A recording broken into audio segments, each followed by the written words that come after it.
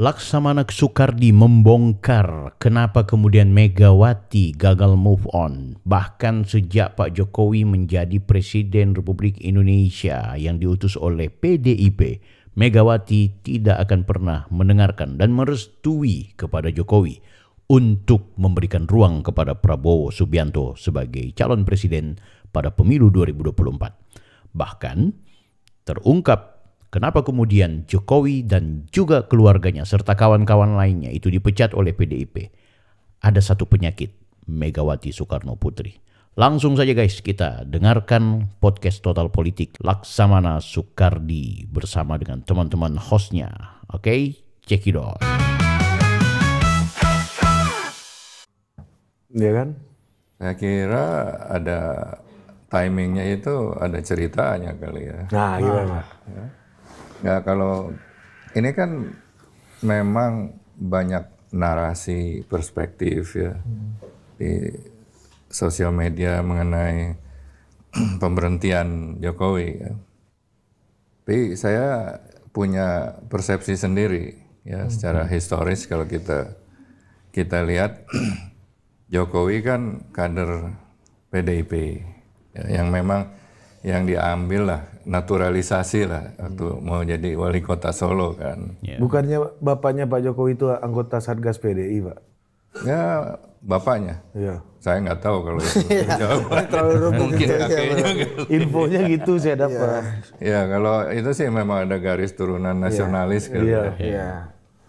Nah kalau di dalam sebuah organisasi, ya, anggota organisasi, apakah kader lah katakan kalau di partai politik ya, yang berprestasi itu harus mendapatkan reward kan. Ya, harusnya Benar, demikian, kan? Itu betul. memang suatu sistem yang baik ya. Normalnya begitu, Pak. Normal memang harus begitu. Nah kalau kita lihat prestasi Jokowi sebagai kader PDIP kan melampaui ketua umumnya kan. Dalam hal misalnya jadi presiden 2 kali. Kan Mbak Mega 1 kali aja terus kalah kan. Nah seharusnya status dia bukan hanya jadi petugas partai lagi. Ya, betul. Ya, minimum jadi partner diskusi lah. Ya, Itu minimum. minimum jadi partner diskusi kalau tidak ada sistem lain untuk posisinya gitu loh. Nah kita objektif ya. 10 tahun Jokowi jadi presiden kan yang menikmati PDIP juga kan. Banyak kader PDIP yang dijadikan menteri. Ya dari pokoknya banyak lah ikut menikmati. Nah sebagai presiden 2 kali, logika aja nih, saya disclaimer nih, saya bukan orang Jokowi dan bukan Megawati, kita menggunakan nalar yang Kalau sehat. dulu kan orang Megawati. Iya, tapi saya Guys, perlu saya informasikan ya, Laksamana Soekardi ini adalah bagian dari petinggi Partai Demokrasi Indonesia Perjuangan PDIP dulu. Entah ya kalau sekarang. memang pendiri PDIP, saya nggak bisa dipecat. Pendiri kan nggak bisa dipecat. Oh, pendiri nggak bisa ya? Ada di BPKB, Pak ya. Ain males gitu kan. Kalau pendiri dipecat gimana? Iya. Ya, Co-founder. sehingga Pak Jokowi itu memiliki jaringan informasi dan juga hubungan dengan partai politik lain yang begitu terorganisir dan mesra. Ya, ketua-ketua umum partai juga berkumpul bersama dia dan intelijen negara juga. Ya, nah dia itu sudah punya advantage lah. Kalau maintenance kan service-nya itu advantage ya. Nah, dia juga mungkin memiliki keinginan untuk mengamankan kepemimpinan nasional di tangan nasionalis, dan dia pasti sudah tahu siapa yang memiliki potensi. Karena jaringan dia dan sebagai presiden 2 kali. Dan itu dia mungkin dia ingin mengangkat Ganjar dari kolega partainya, Ganjar dipromosikan. Lalu juga ada yang dari luar PDIP. Pak Prabowo juga dipromosikan. Nah, tapi itu mungkin apalagi Jokowi waktu itu melihat PDIP ini belum memulai mencalonkan orang nih, masih siapa Mbak Puan ditunggu terus pollingnya, electability-nya untuk naik-naik. Nah di situ kan agak sebuah timing yang mungkin Jokowi mengambil inisiatif, ya ingin mengawinkan Ganjar, kolega partainya, komrad lah, dan Prabowo. Ada keinginan itu ya, dan terbuka juga. Kelihatannya begitu. Saya hanya melihat dia sebagai presiden yang memiliki kapasitas, kemampuan, dan fasilitas macam-macam ya. Sedangkan kalau dari PDP kan prerogatif aja kan, ya jalannya jalur prerogatif gitu loh. Nah di sini mendadak kan akhirnya Puan tidak naik-naik, Ganjar didaulat oleh Megawati tanpa konsultasi, bahkan ditutup aksesnya. Nah harusnya kan minimal, jadi tadi kalau kata Pak Alex, teman diskusi. Betul, harus ada dengan level seperti Pak Jokowi ya. Untuk mendapatkan kualitas keputusan kita harus mendebatkan, berdiskusi bukan dengan anak buah. Kalau anak buah diskusi enggak terus kan susah. Catat terus ya. Iya, catat enggak gitu. Nah, saya lihat di sini ya akhirnya Jokowi melihat, sudah tahu kali kapasitas Ganjar tidak melebihi kapasitas Megawati kan. Dan diperlukan juga kalau Megawati meminta kadernya termasuk Jokowi tegak lurus. Ya pokoknya prerogatif ada di tangan dia. Nah tegak lurus ini banyak yang mengartikan harus taklid. Ya kan? Iya. Yang mau taklid ya jarang orang pintar mau taklid gitu loh. Iya kan? Tegak lurus. Kalau taklid kan hanya kita berdosa ya kan, hanya nurut aja gitu loh. Nah setelah itu ya Mbak Mega belum memecat kan, Jokowi ceritanya singkatnya mendukung Prabowo, bukan mendukung, kalau sesuai dengan alasan pemecatannya mendukung calon lain kan. Dia tidak mendukung, dia mengatur. Berbeda gitu loh. Memang beda lah. Tapi akhirnya Mbak Mega itu kan sebagai yang memegang amanah prerogatif. Prerogatif itu kan semacam ratu yang tidak pernah salah gitu loh. Kalau prerogatif kan menjadi diktator lah istilahnya. Di situ agak kecewa. Satu, gimana kadernya kok bisa tidak nurut gitu loh. Ya, tidak bolehlah dalam kancah kacamatanya tidak boleh ada yang tidak nurut, harus tegak lurus, bahkan harus taklid. Kedua, anaknya kok dia tidak mampu anaknya, ya susah lah sampai dia mundur. Tapi kok Jokowi mendadak anaknya yang jadi gitu loh. Ya. Sampai situ belum ada kemarahan keputusan kan. Tetapi ketika kalah, ini Mas Ratu kalah sama kadernya gitu loh. Mulai kecewa lah. Akhirnya dipecat. Dari situ dipecat memperlihatkan bahwa saya lebih kuasa dari presiden-presiden nih. Mantan presiden 2 kali juga saya pecat. Dan yang lain-lain juga dipecat. Ya. Jadi memang yang tidak nurut-nurut itu yang menurut saya tidak taklid ya. Kalau perbedaan pendapat itu kan biasa. Tapi ya dengan kekecewaan, kemarahan itu ya, bertambah terakumulasi ketika Jokowinya menang. Calonnya menang, nggak terima. Ya kan? Nah itu yang menurut saya perspektif yang kita lihat dari sejarah. Ya kalau saya lihat Jokowi sebagai kader PDIP yang sukses melebihi ketua umumnya. Ya itu harus dihargai dan diberikan suatu tempat sebagai reward gitu, reward and punishment, bukan punishment aja. Itu yang yang kita lihat perspektif yang melihat sejarah, ya, alur-alur keputusan dan lain sebagainya. Ya. Nah, karena Jokowi itu masih jauh lebih muda. Ini kalau kayak main bola di Liga Primer, itu kan wajar aja. Partai-partai lain ingin mengambil dia, itu wajar. Saya melihat potensi dia masih besar. Ya, misalnya Golkar udah ada proksinya kan, Bahlil gitu loh, menurut public information yang kita lihat, Bahlil kan proksinya dia. Tapi semua juga ingin kalau Jokowi mau bergabung, karena Anda bayangkan kalau sebuah partai dengan Jokowi ikut kampanye terus belusukan, itu akan menaikkan suaranya di tahun 2029.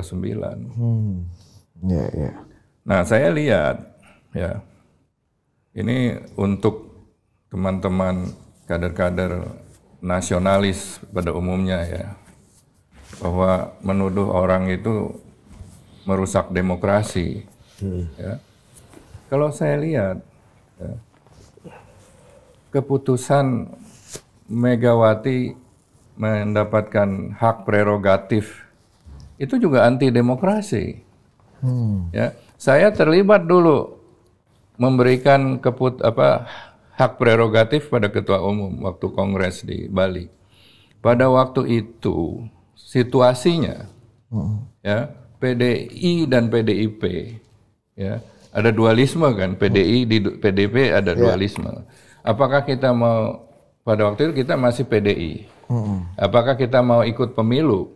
Apakah Pak Harto akan menghalang-halangi kita? Ya, karena tidak diakui sebagai pimpinan PDI, maka dalam kongres diberikan hak prerogatif kepada ketua umum untuk merubah nama partai, untuk ikut pemilu, sekaligus untuk menyusun pimpinan partai DPP dan menciptakan logo partai baru. Pokoknya supaya cepat lah, dalam keadaan darurat, tekanan. Nah, dari situ kok berkembang dari hak prerogatif untuk melaksanakan segala-galanya. Ini untuk logo ya awalnya nih ya, kisah hak prerogatif ini sejarah. Ya, kurang lebih logo, nama partai yang ditambahin pembaruan dan kepengurusan baru, gitu loh. Perjuangan. Ya, ditambahin perjuangan. Tapi kalau memberikan hak prerogatif itu dengan Mbak Mega mengatakan nanti calonnya saya yang menentukan kan, pernah kan ngomong gitu kan. Nah, hak prerogatif itu seperti apa yang dimiliki oleh Pak Harto dulu. Ya kan, dia memilih wapresnya, dia milih dirinya sendiri. Tapi Pak Harto tidak pernah gembar-gembor saya pemegang hak prerogatif. Dia dengan cara seolah-olah demokratis gitu loh. Disuruh ini, suruh itu. Akhirnya ada perwakilan, ada rapat, ada ke dia juga gitu loh. Jadi nggak beda gitu loh sebenarnya. Nah, jadi kalau saya lihat ya, kalau hak prerogatif yang diberikan kepada satu orang, kan kelemahan orang ada kekuatan dan ada kelemahan juga ya. Apalagi semakin dia uzur kan, kognitifnya makin lemah kan, daya cernanya juga semakin lemah. Nah, kemarin kalau dilihat pidatonya, bahwa wah, Kongres mau diganggu gitu loh. Mbak Mega itu masih terjebak ya dalam situasi zaman Orde Baru. Emang Kongres PDI itu partai yang selalu diganggu gitu loh, yang tidak diinginkan oleh Pak Harto. Tapi kalau sekarang ya udah tidak ada hal-hal seperti itu. Apalagi kalau dia kuat di kader-kadernya, ya nggak usah khawatir. Bukannya waspada itu juga perlu, Pak? Waspada perlu, tetapi kalau kekhawatiran terlalu tinggi dan menjadi konsumsi politis publik, itu kan saya melihat, loh kalau udah punya hak prerogatif, udah aja, gunakan aja, nggak usah ada kongres, langsung saya memilih diri saya sendiri dan buat formatur, udah. Karena itu hak prerogatif juga. Meskipun di Kongres juga hasil Kongresnya memberikan hak prerogatif pada Ketua Umum untuk iya kan Pak? Dan daripada buang-buang uang, gunakan aja hak prerogatifnya. Nggak usah Kongres saya lagi gitu loh. Kan bisa kan? Itu yang saya lihat dari pidato-pidatonya yang belakangan ini dan dari perdebatan orang mengenai pemecatan pada Jokowi oleh PDIP. Ya, yang mengatakan melanggar prinsip demokrasi, ya, tidak disiplin, etika. Tapi coba, kalau Anda misalnya sudah di posisi begawan lah, ya, yang memiliki advantage, kelebihan terhadap akses informasi dan kader-kader nasional, Anda bisa lihat, Anda bisa tahu siapa yang bakal menang. Ya, tapi kalau misalnya nih, Pak Jokowi nurut Ganjar.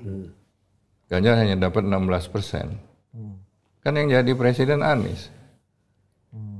Ya kan? Nah, dia sudah melihat bahwa Pak Prabowo itu sudah dilatih, ya, jadi Menhan, sudah mengetahui birokrasi, dan di tentara juga udah berbintang. Ya, dia dukung, dia yakin menang. Gitu loh. Tapi Pak Laks pernah mengatakan bahwa Presiden Megawati ini out of touch of reality kan, terlepas dari realitas, dan tadi juga menyambung itu, ini imajinasinya masih imajinasi seperti Orde Baru tadi Pak Laks bilang. Itu kan imajinasi kayak gitu nggak mungkin menguat tanpa ada proses reproduksi gitu. Yeah. Jadi bagaimana sih sebenarnya prosesnya di sekitar Bu Mega sebagai orang yang pernah dekat sama Bu Mega gitu ya? Itu Bu Mega yang udah yakin itu kemudian diiya-iyakan oleh yang di bawah, anak buah, atau fakta-faktanya, atau yang di bawah ini yang ngasih info benar gitu, atau gimana sih sebenarnya? Ini Bu 1, 2, 3, 4 sehingga muncul kesimpulan seperti itu. Atau infonya sudah terfilter yang sesuai dengan imajinasinya Ibu gitu. Oh, Ibu punya imajinasi ini nih, kita kasih aja sesuai agak selera gitu.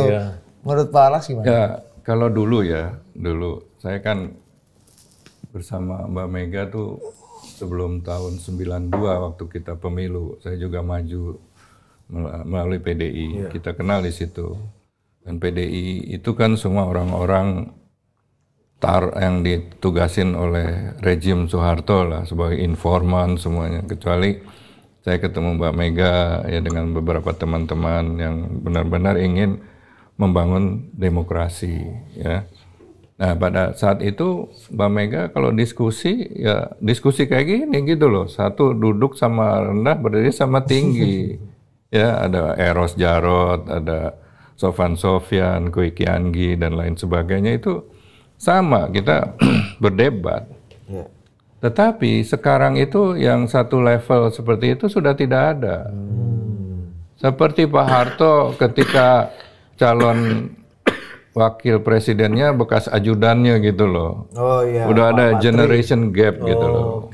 Sama, nggak ada bedanya. Karena udah terlalu lama ini Pak ya. Iya, dan panjangnya. PDIP yang sekarang itu kan saya juga banyak yang tidak kenal. Mungkin dulu kita duduk di sini bicara, yang lain masih di lingkaran luar nungguin gitu loh.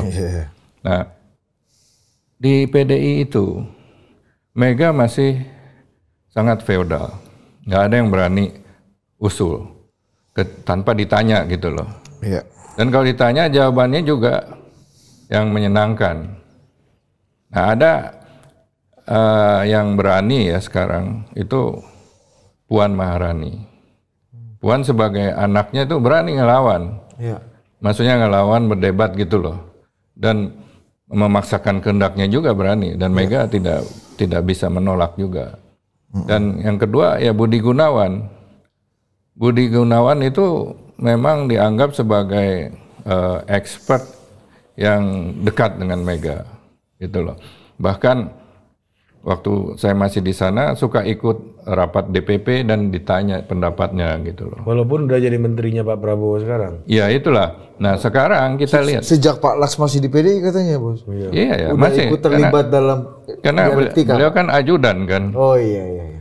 Ya ajudan lain tidak diajak kalau rapat DPP, hanya Budi Gunawan. Tapi saya melihat bersama-sama ya Budi Gunawan dihormati oleh Ibu Mega sebagai narasumber ya, dan pihak yang bisa ditanya alternatif macam-macam.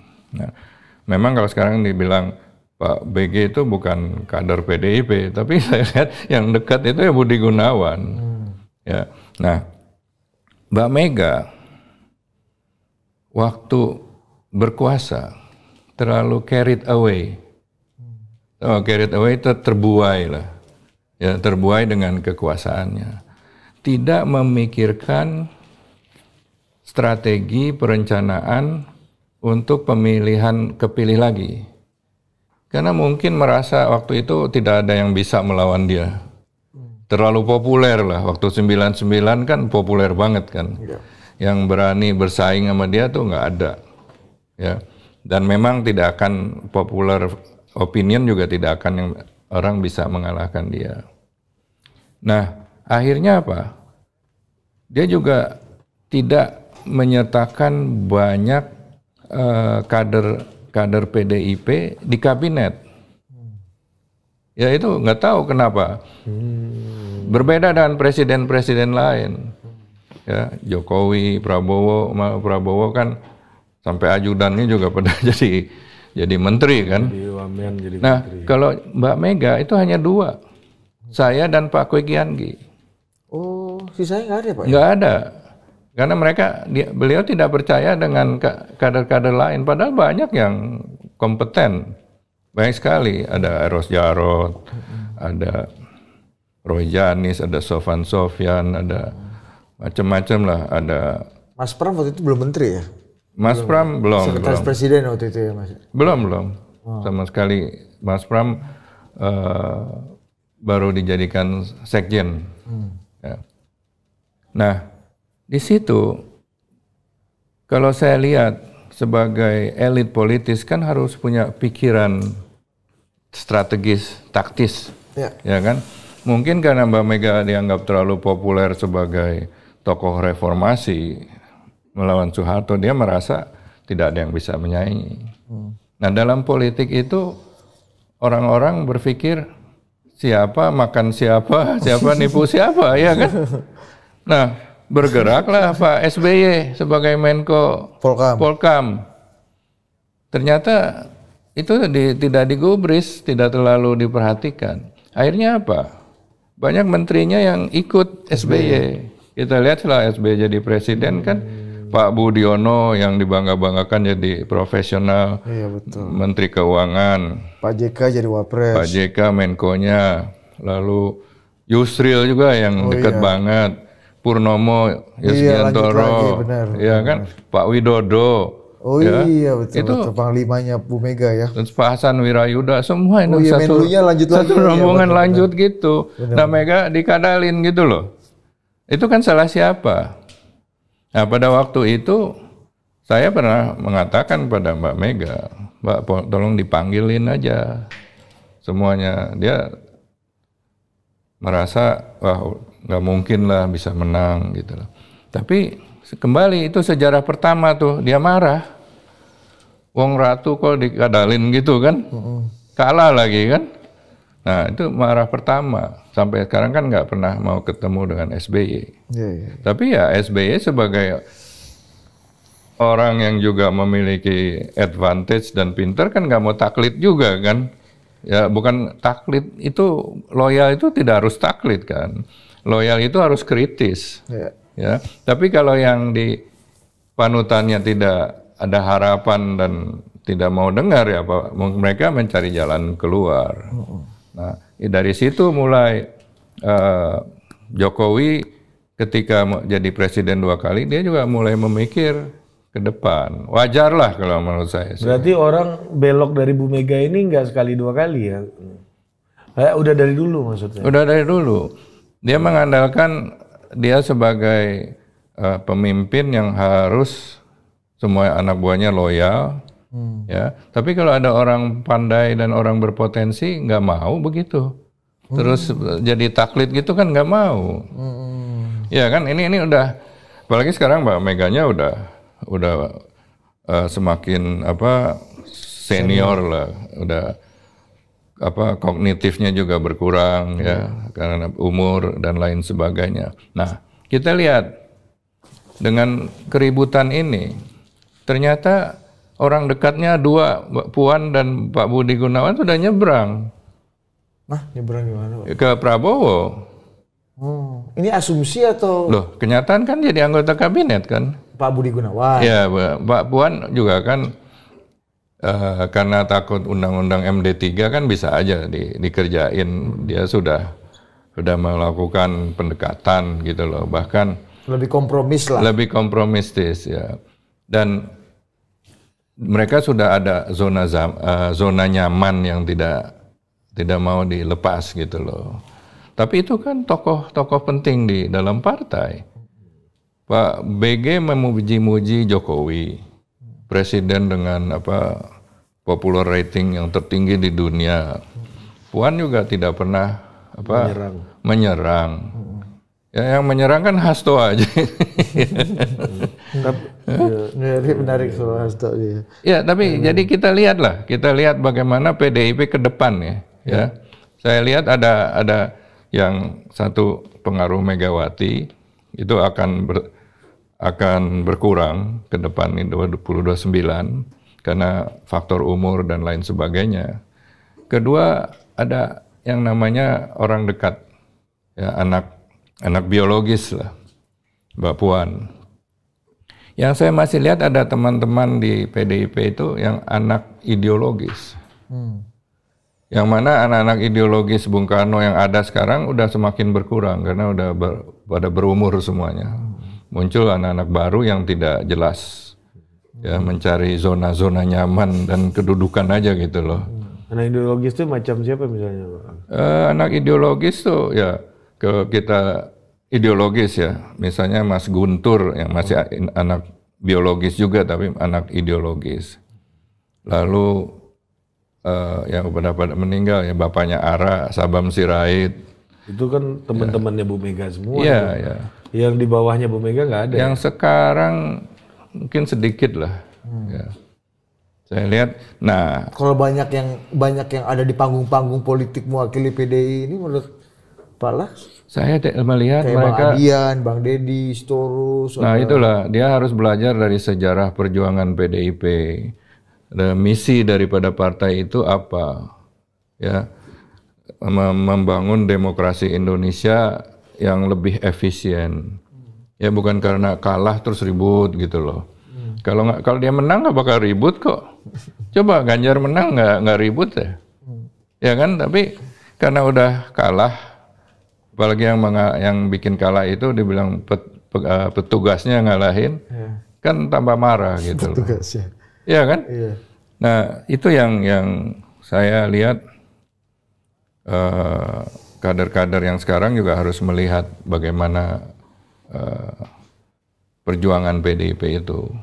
Pak, tapi dosa politiknya Pak Jokowi ke PD Perjuangan, apakah memang sebesar itu Pak? Sehingga memang hukumannya harus pemecatan gitu misalnya.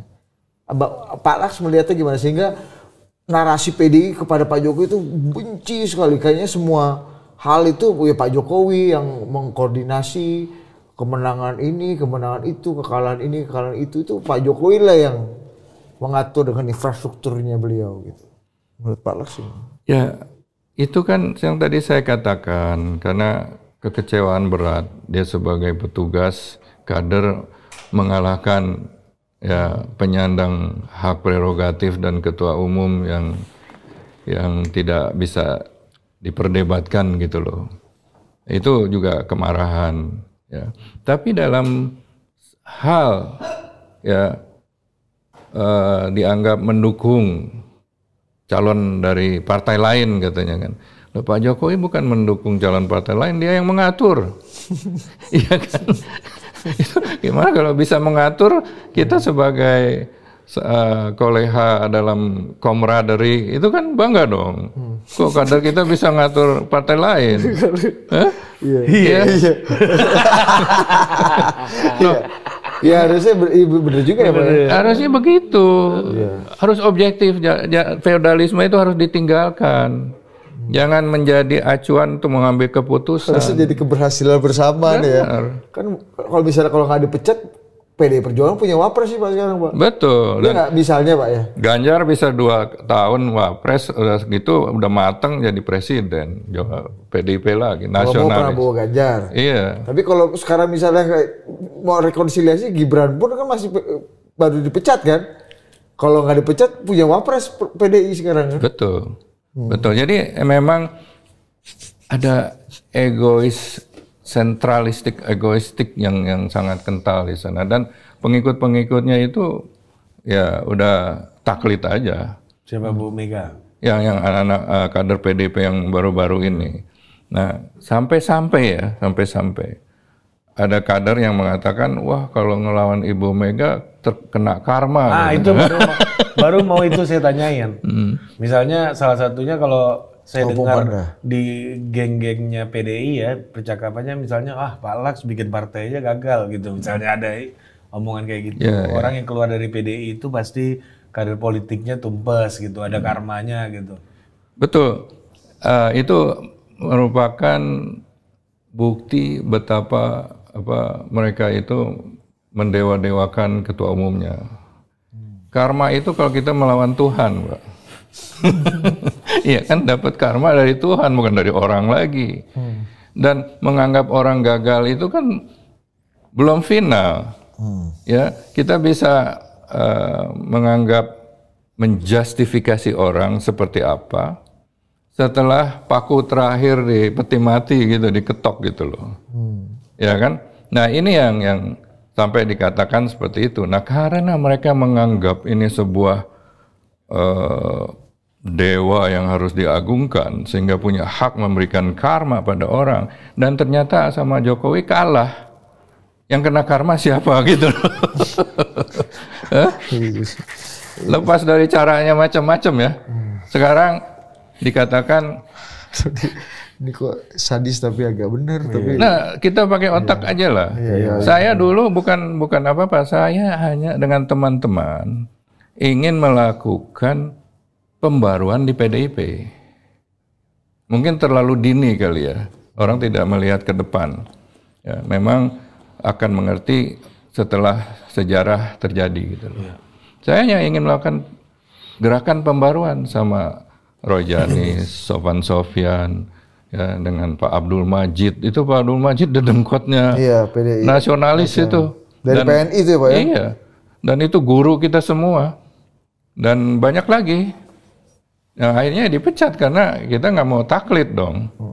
Kita waktu membangun PDIP bersama-sama untuk membangun demokrasi.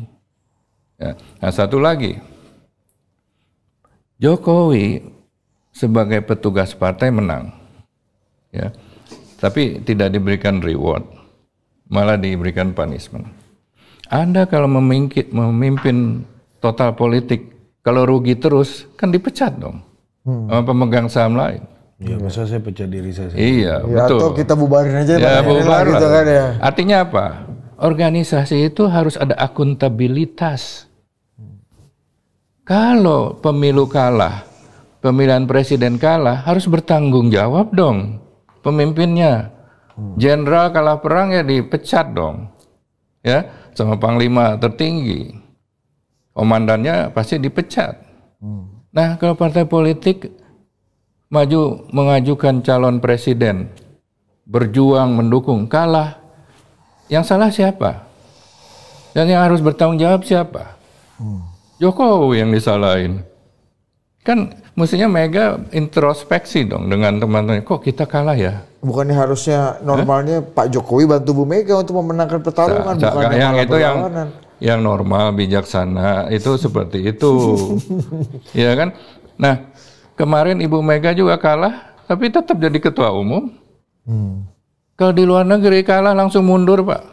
Ada urat malunya dan ada tanggung jawabnya. Benar nggak? Saya ini bukan. Tadi saya disclaimer, bukan saya benci, ini kenyataan dan analisa ya. Mungkin berbeda pendapat berarti ya, nggak ada masalah. Di luar negeri Bu Mega harusnya udah mundur ini berarti Pak. Kalau dari asas-asas yang normal, ya proses tata kelola yang bertanggung jawab, itu harus punya rasa tanggung jawab, rasa malu. Mengelola kalah, diberikan kesempatan memimpin kalah. Harusnya mundur dong, kasih yang muda-muda. Tapi ya itu kan yang Pak Jokowi bilang partai itu perorangan kan. Tapi di pidato beberapa waktu yang lalu kan Bu Mega kan juga sebenarnya pengen mundur nih. Iya. Aku udah pengen mundur, aku udah nggak mau nyalon lagi. Tapi cuma karena partai dikuyo-kuyo mau diambil, aku harus memimpin paling depan. Bahkan waktu kemarin pidato juga ketika Mas Hasto kabarnya diganggu secara hukum gitu. Kapolri mau Kapolri saya mau datengin. Kalau Mas Hasto dipanggil ada apa-apa dengan KPK, saya akan datang ke KPK. Jadi masalahnya udah di saya dengar pidatonya kok miris sebagai teman lama ya. Miris itu pidatonya itu kalau kita lihat pola-pola pidato dan apa yang dibicarakan itu kan kayak apa stand up comedy gitu loh, kayak komika. Iya dong. Benar nggak?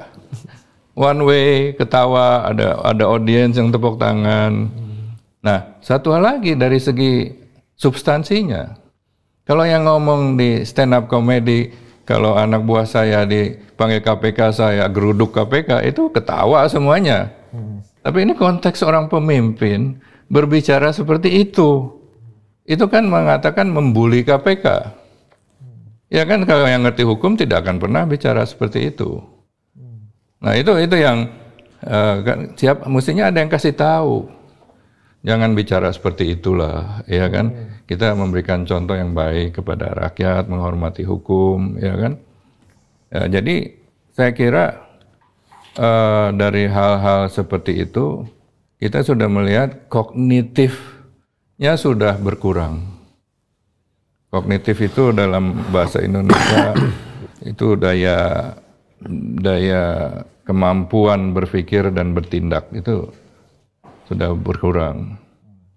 Jadi saya melihat sangat menarik sih. Ya.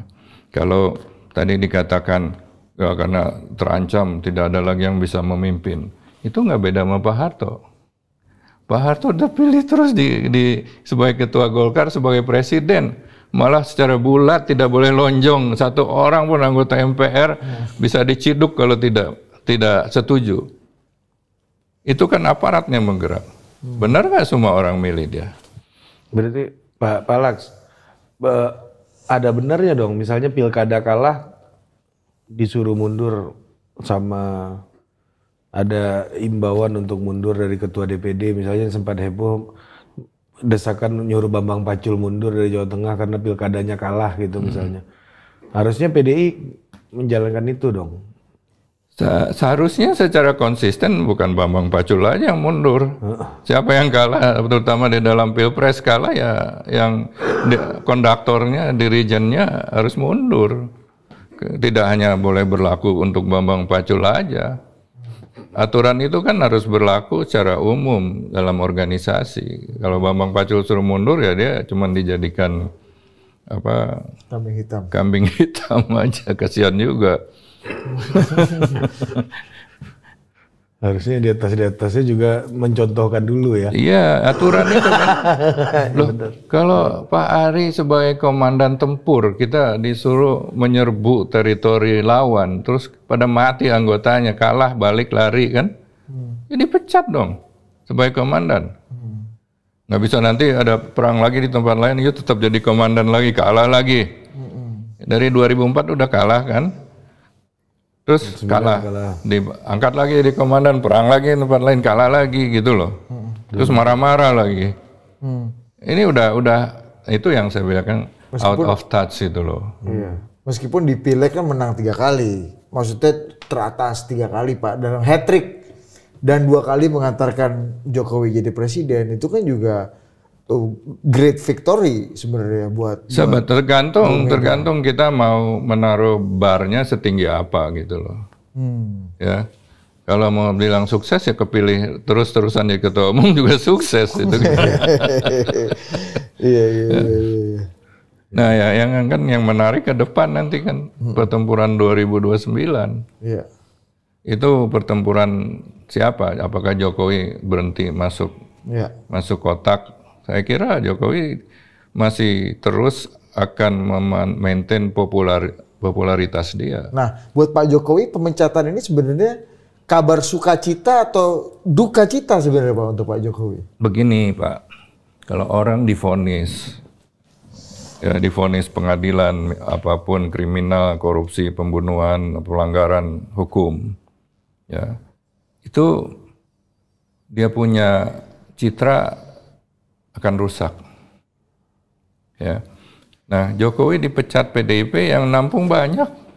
Yang mau nampung banyak dan mereka melihat bahwa Jokowi itu bukan kriminal. Nah ini bedanya loh. Ya kan? Karena memang sebagai penyandang hak prerogatif, memiliki hak memecat 2 periode presiden itu kan hebat. Melihat hak wewenangnya memecatnya aja gitu loh. Kamu boleh presiden 2 periode, iya, gue yang pecat lo. Iya, oh, gitu. ada unsur gitu-gitunya Pak ya? Iya, buktinya apa? Partai lain welcome Jokowi. Silahkan Pak kalau mau. Ada semua P3, Gerindra sendiri, lalu Golkar, dan lain sebagainya. Itu tidak melihat Jokowi sebagai seorang kriminal dan penghambat demokrasi. Nah kalau memang ada tindakan dia misalnya di Mahkamah Konstitusi, ya, lalu Partai Coklat, ya, kenapa kita tidak memperbaiki sebuah aturan, undang-undang yang mencegah hal tersebut terjadi? Nah, PDIP sudah 10 tahun menguasai parlemen, ya kan? Kok diam aja tidak mengeksersis hak budget, hak legislasinya, membuat undang-undang. Kok kalau narasi PDI Perjuangan menjadi korban kezaliman kekuasaan itu menurut Pak Laks gimana? Salah, karena yang membuat gini lah, kalau PDIP jadi korban Jokowi, siapa yang milih Jokowi? Kita minta pertanggungjawaban lah. Misalnya siapa yang angkat dia, siapa yang milih dia? Hah? Tanggung jawab dong lo, ya kan? Lu yang ngangkat sekarang orang yang nggak mau bertanggung jawab. Nah itulah kita harus merubah. Nyampai bagaimana bertanggung jawab ya mereka kan? Nah itu. Atau misalnya karena sudah tidak menguntungkan. Ketika 10 tahun menguntungkan ya diem aja. Kalau tahu belakangan Pak, ternyata. Ya gitu gimana Pak? Ya itu salah undang-undang. Siapa yang membuat undang-undang? Lu main bola, kalau mau tackle nggak ketahuan kan lu tackle aja. Hah? Wasit nggak lihat, ya kan? Lu tackle depan wasit ya salah. Artinya sebenarnya nggak berhak dan kurang begitu layak juga PD Perjuangan merasa dizolimi kekuasaan atau menjadi korban dari kekuasaan itu agak saru menurut Pak Laks ya sebenarnya. Menurut saya sih bukan pada tempatnya, ya. Karena sebelum kita memberikan contoh berdemokrasi ke luar, berdemokrasi dululah di dalam. Gitu. Selama kita berkuasa, kalau kita menikmati keuntungan, aturan nggak usah dirubah. Tetapi ketika aturan itu memakan kita, baru ribut. Tapi tidak memberikan solusi untuk merubah juga. Lakukanlah perubahan undang-undang partai politik, bagaimana ketua umum bisa sampai seumur hidup apa enggak, lalu bagaimana proses pemilihan calon presiden yang benar supaya tidak anak-anak bisa ikut seenaknya gitu loh. Dibuatlah. Lalu benturan kepentingan antara hakim, Mahkamah Agung dan Mahkamah Konstitusi, tidak ada hubungan persaudaraan. Ya, lalu di kabinet tidak boleh ada saudara. Itu dibuat dong. Ya, anak kalau mau diangkat juga harus ada seleksi tambahan gitu loh. Nah, ini yang menurut saya bagus sekarang PDIP belajar ya kekecewaan karena tindak pengalaman dia dan kekuasaan dia tidak gunakan untuk memperbaiki sistem, tapi menikmati sistem. Tapi ketika seperti bumerang sistem itu menghantam dan menderita kekalahan, baru marah-marah. Kalau saya lihat ada bagusnya, jadilah oposisi. Oposisi yang benar, bersih-bersihlah dirinya gitu loh. Karena kalau oposisi nggak bersih, gampang dikerjain. Maksudnya gimana tuh? Ya kalau memang ada masalah hukum ya tinggal diangkat aja masalah hukumnya. Jadi oposisi kan harus benar bersih. Jadi bukan, ya itu kalau masalah hukum aja, belum tentu kriminalisasi gitu Pak ya. Iya betul. Justru bagus karena diangkat sehingga kita bisa buktikan oposisinya bersih atau enggak kan. Benar. Gitu kan? Dan sebaliknya kalau dia benar-benar bersih, ya incumbent juga akan kena getahnya kan, bisa dikritik.